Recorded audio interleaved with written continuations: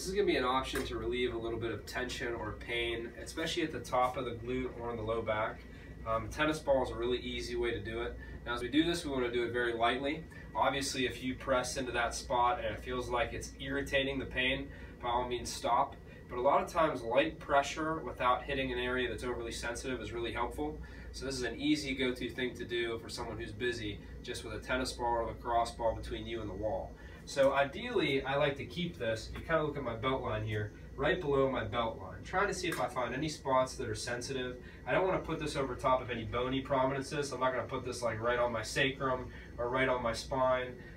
First, I'll look around where my glute comes up to attach, and then I may go into a little bit of the side of my lower back, but making sure that I'm more on like soft tissue or muscle, not going like right in the middle on top of bone. That's not going to be very helpful, right? So I'm just going to take this ball in between myself and a door or a wall. I'm going to see if I find any spots that are a little bit tender. Now, obviously I can adjust how hard I push into the spot by how hard I lean into this door, right?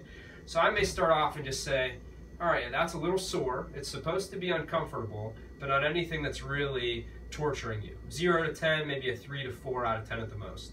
And I may start off just very lightly leaning and pressing into it, and then softening the lean just a little bit. Not so much that the ball goes to the ground. So maybe just a little press and off of it. If that's not too bad, I may even hold a little bit of my pressure. So leaning a little bit into the wall to keep that ball in place, and just a very subtle shift side to side. So in this video, you probably can barely even see that I'm moving right now. Because if I move too much, this ball is going to start sliding around and it's probably also going to fall.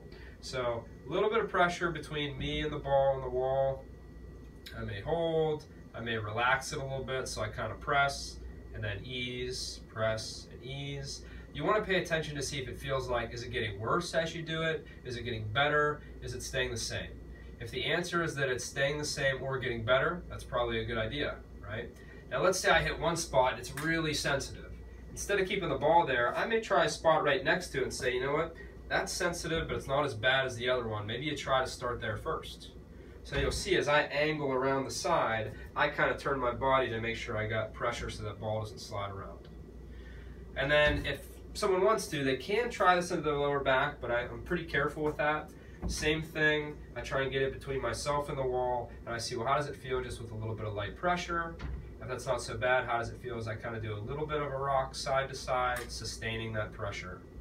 Like I said, you want to make sure, even if it's painful or sore, that when you take that ball away, you shouldn't feel any worse. You should feel the same or a little better.